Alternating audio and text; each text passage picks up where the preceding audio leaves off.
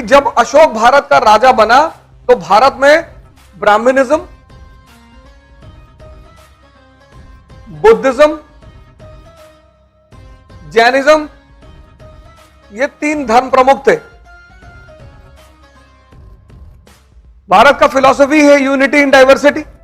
अशोक ने इस डाइवर्सिटी को डील करने के लिए धम्म का सहारा लिया ना। अकबर जब राजा बना तब फिर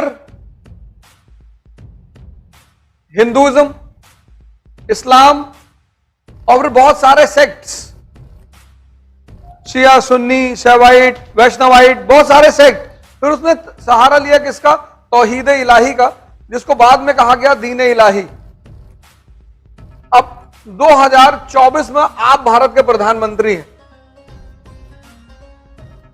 और आज भी भारत डाइवर्सिफाइड है, हिंदू, मुसलमान, सिख।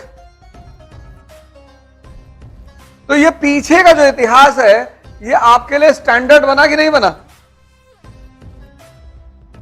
कि डाइवर्सिफाइड भारत में सबको साथ लेकर ही चलना पड़ेगा, इसलिए पढ़ना है।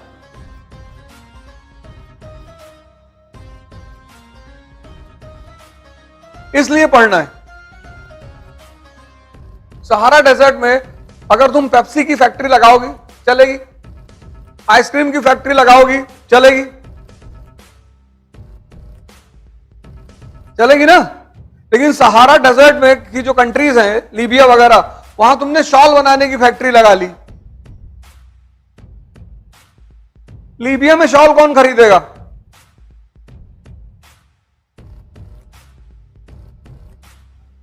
लीबिया में कोई शॉल खरीदेगा? कम रात के लिए खरीदेगा।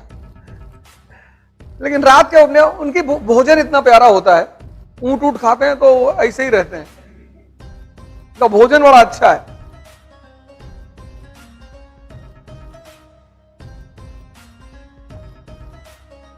अब जहां के लोग सबसे ज्यादा कम नहाते हैं वहां सबसे ज्यादा किसकी बिक्री होगी? परफ्यूम की, इत्र की। परफ्यूम की सबसे बड़ी मार्केट है यूरोप।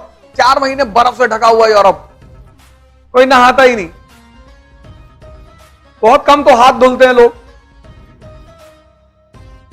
पानी आता ही नहीं, बर्फ जमी होती चारों तरफ। तो जो लोग नहाएंगे नहीं 10-10 दिन परफ्यूम लगाएंगे। लेकिन इधर पूर्वांचल में 2 टाइम नहाते हैं, सुबह नहाते हैं, शाम को भी नहाते हैं कुछ लोग, पानी इतनी ज्यादा है। तो ये सारी बातें तुम्हें ज्योग्राफी पढ़ने से क्लियर होगा।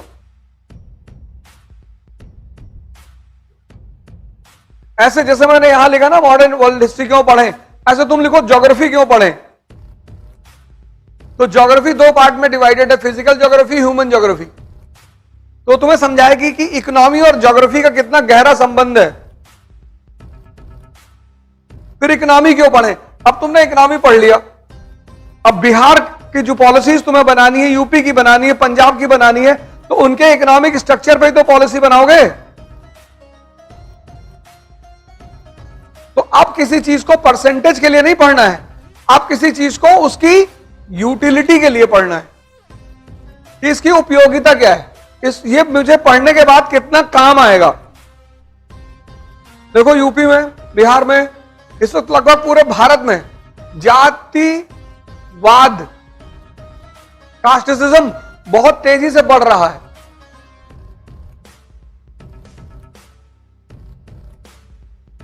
अभी लखनऊ में समारोह हुआ बुद्धिस्टों का और 22 प्रतिज्ञा दिलाई गई कि हम राम और कृष्ण को भगवान नहीं मानेंगे, हम ब्रह्मा विष्णु महेश को भगवान नहीं।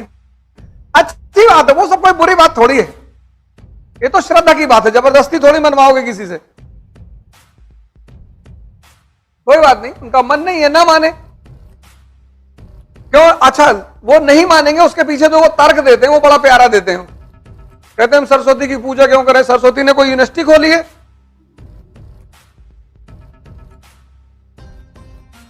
हम लक्ष्मी जी की पूजा क्यों करें? सबसे ज्यादा पैसा अमेरिका के पास है। तो तुम्हारी गलती पूजा करने में ही तो हो गई। लक्ष्मी जी क्या करें? तुम उस कॉन्सेप्ट को समझ ही नहीं पाए कि लक्ष्मी ताकतवर लोगों के पास रहती हैं, विष्णु जैसे लोगों के पास, जिनके पास शक्ति है। तो तुमने शक्ति तो पैदा किया ही नहीं, और चाहते हो लक्ष्मी, तो बिना शक्ति के बुद्ध के पास रहोगे तो भी पैसा नहीं मिलेगा। थाईलैंड में है तो बुद्धिस्ट दुनिया के सबसे अमीर हैं। जब तर्क दो तो अच्छा दो।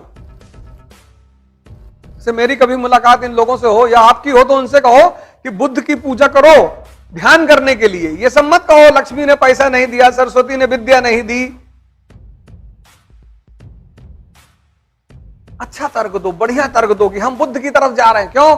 हमें ध्यान करना है, हमको ताकतवर बनना है। तो सुन के भी अच्छा लगे। मोदी जी सरस्वती की पूजा नहीं करते, लक्ष्मी की पूजा नहीं करते, प्रधानमंत्री हैं तो ध्यान करते हैं, योग करते हैं।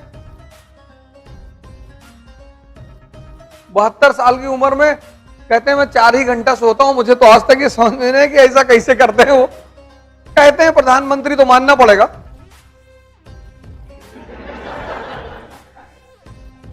अभी मना कर दो तो ईडी उडी का छापा पड़ जाए। अब तुम्हें जो पढ़ना है वो किसी चीज की यूटिलिटी के लिए पढ़ना है। बात समझ में आ गया ना? अब परसेंटेज के लिए नहीं पढ़ना है।